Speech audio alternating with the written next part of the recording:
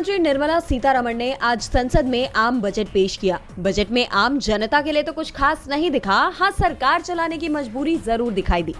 इसलिए आंध्र प्रदेश और बिहार के लिए कई योजनाएं शुरू करने का ऐलान किया गया।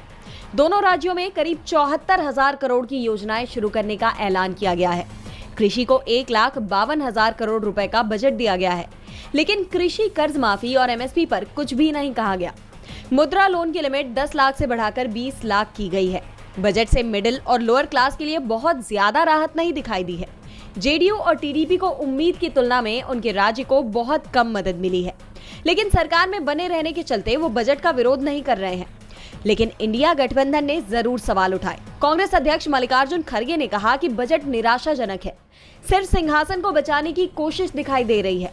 गरीब, किसान, आदिवासी, दलित किसी के लिए बजट में कुछ भी नहीं है। विपक्ष के नेता राहुल गांधी ने कहा कि बजट में सहयोगी पार्टियों का तुष्टीकरण किया गया है। युवाओं के लिए सरकार का इंटर्नशिप प्रोग्राम कांग्रेस के घोषणा पत्र से कॉपी पेस्ट किया गया है। आरजेडी नेता तेजस्वी यादव ने कहा कि बजट ने बिहार के लोगों को फिर निराश किया है। बिहार को प्रगति पथ पर ले जाने के लिए एक रिवाइवल प्लान की जरूरत थी, जिसके लिए विशेष राज्य के दर्जे के साथ विशेष पैकेज की सख्त जरूरत है। रूटीन आवंटन के अलावा बजट में कुछ भी नहीं है।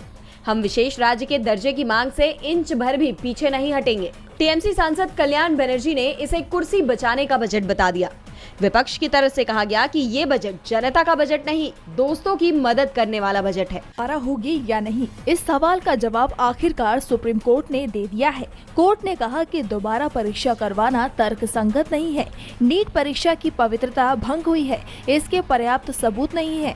मंगलवार को सुप्रीम कोर्ट में नीट मुद्दे पर 5वीं बार सुनवाई हुई। दिन भर दोनों पक्षों के बीच तीखी बहस चली और आखिरकार कोर्ट ने फैसला सुनाते हुए ने कहा कि फिलहाल हम दागी स्टूडेंट्स को बेदागी स्टूडेंट से अलग कर सकते हैं। अगर जांच के दौरान दागियों की पहचान होती है तो उनके खिलाफ कार्रवाई की जाएगी। अगर कोई स्टूडेंट इस फ्रॉड में शामिल पाया जाता है तो उसे एडमिशन नहीं मिलेगा। वहीं विवादित प्रश्न पर कोर्ट ने साफ किया कि एनसीईआरटी की नई किताब के जवाब को सही माना जाएगा। आईआईटी दिल्ली ने इस जवाब की पुष्टि की है।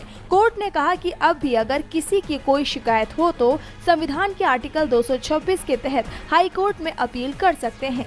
याचिकाकर्ताओं की दलील थी कि नीट का क्वेश्चन पेपर लीक हुआ और एग्जाम में सिस्टम के लेवल पर गड़बड़ी हुई, इसीलिए री एग्जाम ही एकमात्र रास्ता है। लेकिन कोर्ट ने ये कहते हुए री एग्जाम से इनकार कर दिया कि इस फैसले का 20 लाख छात्रों पर गंभीर असर पड़ सकता है, जिनमें मेडिकल एंट्रेंस एग्जाम को खत्म करने से लेकर भविष्य में डॉक्टरों पर लोगों के भरोसे डगमगाना भी शामिल है। बहरहाल अब बुधवार से नीट यूजी की काउंसलिंग प्रक्रिया भी शुरू